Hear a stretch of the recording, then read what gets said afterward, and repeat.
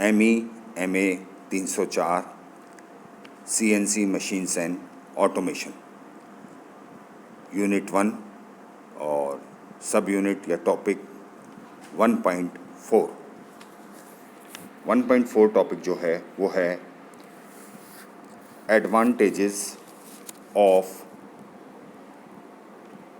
NC machines over conventional machines, यानी NC या CNC machines का परंपरागत मशीनों के सापेक्ष क्या लाभ हैं,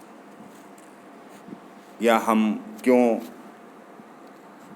CNC या NC मशीन्स का प्रयोग करते हैं बजाय परंपरागत मशीनों के। तो इसके कई सारे फ़ायदे हैं CNC मशीन्स के परंपरागत मशीन्स के सापेक्ष। तो यहाँ आज हम वो फ़ायदे या advantages of CNC machines discuss करेंगे। पहला है रिड्यूस्ड लीड टाइम। सबसे पहले यहाँ ये देखने की बात है कि लीड टाइम किसे कहते हैं। जब अपन परंपरागत मशीन कन्वेंशनल मशीन पर कार्य करते हैं या हमें कोई प्रोसेस करना है या मैन्युफैक्चरिंग कोई पार्ट हमें बनाना है, तो सबसे पहले हमें डिज़ाइन और प्लानिंग डिपार्टमेंट से, उस इंडस्ट्री के डिज़ाइन या प्लानिंग डिपार्टमेंट से हमें जो पार्ट बनाना है उसकी डिज़ाइन और ड्राइंग प्राप्त होती है। डिज़ाइन या प्लानिंग डिपार्टमेंट मैन्युफैक्चरिंग डिपार्टमेंट को, जहाँ पे वो मैन्युफैक्चरिंग पार्ट बनना है, उसको डिज़ाइन और ड्राइंग भेज देता है। और जब वो भेज देता है तो उसके कितने समय बाद जिस पार्ट की ड्राइंग डिज़ाइन मैन्युफैक्चरिंग को मिल गई, अब मैन्युफैक्चरिंग डिपार्टमेंट प्राप्त होने के कितने समय बाद उस पार्ट को एक्चुअल में बनाना शुरू करता है, तो उसके बीच में जो समय लगता है उसे लीड टाइम कहते हैं। लीड टाइम किसे कहते हैं कि जब प्रोडक्शन प्लानिंग और डिज़ाइन डिपार्टमेंट ने मैन्युफैक्चरिंग डिपार्टमेंट को जो पार्ट बनना है उसकी डिटेल्स, ड्राइंग्स भेज दी, प्राप्त हो गई मैन्युफैक्चरिंग को। अब शॉप फ्लोर पे, मैन्युफैक्चरिंग डिपार्टमेंट में शॉप फ्लोर पे उस पार्ट को बनाना है। तो जब उसको ड्राइंग मिली और उसके कितने समय बाद वास्तव में वो प्रोसेस शुरू हुआ या वो पार्ट बनना शुरू हुआ, तो इसके बीच के अंदर जो समय लगा, इस दरमियान में लगने वाले समय को लीड टाइम कहते हैं। अब यहाँ पे थोड़ा सा ये भी देखने की बात आएगी, वैसे लीड टाइम वगैरह ये आपका दूसरे सब्जेक्ट में हो चुका होगा, फिर भी मैं इसको वापस बता रहा हूँ। लीड टाइम लगता क्यों है? देखिए, मैन्युफैक्चरिंग को डिज़ाइन ड्राइंग मिल गई, प्लानिंग से मिल गई, प्रोडक्शन प्लानिंग से मिल गई, डिज़ाइन से मिल गई, डिज़ाइन डिपार्टमेंट से मिल गई। अब रियल में, एक्चुअल में जब उसका प्रोडक्शन शुरू करना होगा तो हमें उस पार्ट को बनाने के लिए, उस ड्राइंग या उसके पार्ट बनाने के लिए क्या क्या चीज़ों की आवश्यकता पड़ेगी। जैसे जिग्स फिक्सर्स की ज़रूरत पड़ती है हमें, तो स्पेशल जिग्स फिक्सर्स हमें बनाने पड़ेंगे, अरेंज करने पड़ेंगे। टूलिंग चाहिए होगी, तो वो टूलिंग, कौन कौन से टूल्स चाहिए होंगे, स्पेशल टूल अगर कोई चाहिए तो हमें स्पेशल टूलिंग हमें लेनी पड़ेगी। तो इन सब चीज़ों को अरेंज करना पड़ता है एक्चुअल प्रोडक्शन शुरू करने से पहले। तो जब ये एक्चुअल प्रोडक्शन शुरू तभी हो पाएगा कि जब हम उस पार्ट को बनाने के लिए जो जो हमें अतिरिक्त संसाधनों की आवश्यकता होगी वो हम उपलब्ध कर लें। तो इस वजह से ये लीड टाइम लगता है। ये special jigs and fixers, special tools, ये सब परंपरागत मशीनों के लिए, कन्वेंशनल मशीन के लिए बहुत आवश्यक होते हैं। लेकिन जब हम CNC मशीन्स की बात करते हैं तो CNC मशीन्स में इतनी सारी फैसिलिटी, वर्सेटाइल फैसिलिटी अवेलेबल होती हैं कि हमें यहाँ पे जिग्स और फिक्सर की आवश्यकता ही नहीं होती। प्राय हमें जिग्स और फिक्सर, स्पेशल जिग्स और फिक्सर की आवश्यकता होती नहीं है। तो अब क्या हुआ कि हमें जो जिग फिक्सर बनाने के लिए, अरेंज करने के लिए जो समय लगना था, वो हमारी, जब हमें ज़रूरत ही नहीं है तो हमारा समय बच गया। परंपरागत मशीन से अगर अपन तुलना करें, वहाँ पे तो स्पेशल जिग्स एंड फिक्सर हमें चाहिए, लेकिन CNC मशीन के अंदर स्पेशल जिग्स और फिक्सर्स की आवश्यकता होती नहीं है। तो ये जो लगने वाला समय था हमारा बच गया। तो इससे क्या हुआ, हमारा लीड टाइम कम हो गया। इसके अतिरिक्त आप देखिए कि हमें स्पेशल अगर टूल की ज़रूरत है तो कन्वेंशनल मशीन के लिए तो हमें स्पेशल टूल अरेंज करने पड़ेंगे और फिर हम प्रोडक्शन शुरू करेंगे। लेकिन सीएनसी मशीन में क्या होता है, टूल मैगज़ीन मशीन के अंदर ही, मशीन के ऊपर ही लगी रहती है। टूल मैगज़ीन क्या होता है, सीएनसी मशीन के अंदर कई सारे टूल्स 6, 12, 50, 60, 70, 110, 120, ये डिपेंड करता है उस मशीन का डिज़ाइन क्या है, उस मशीन की कैपेसिटी कितने टूल को होल्ड करने की है। तो वो एक टूल लाइब्रेरी होती है जिसे अपन टूल मैगज़ीन कहते हैं, उसमें सारे टूल्स लगे हुए होते हैं सीएनसी मशीन में।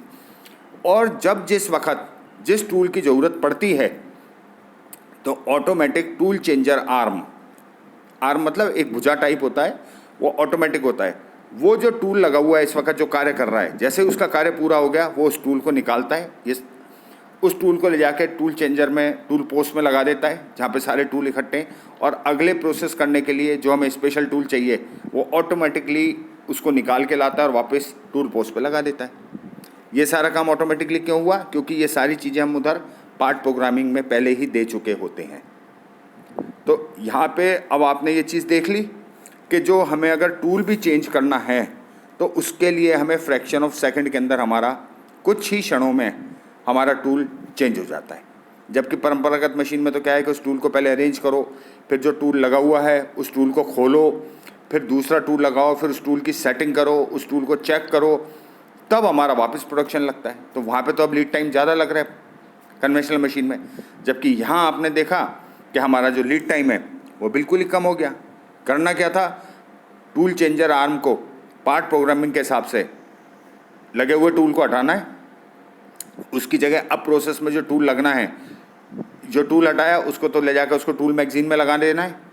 टूल मैगज़ीन से उसको जो नया टूल चाहिए वो टूल उठाएगा, ला के वापस टूल पोस्ट पे लगा देगा और काम वापस शुरू हो जाएगा।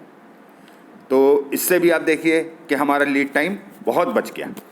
तो इसलिए जब भी हम सीएनसी मशीन का प्रयोग करते हैं या एनसी मशीन का प्रयोग करते हैं तो उसमें ये जो लीड टाइम है, लीड टाइम बहुत कम हो जाता है। और आज इंडस्ट्रीज़ की सबसे बड़ी जो एक चीज़ है वो यही है कि आप कम से कम समय में प्रोडक्ट में बिना गलती किए उसको आप तैयार कीजिए, जिससे कि उसकी कॉस्टिंग कम हो जाएगी।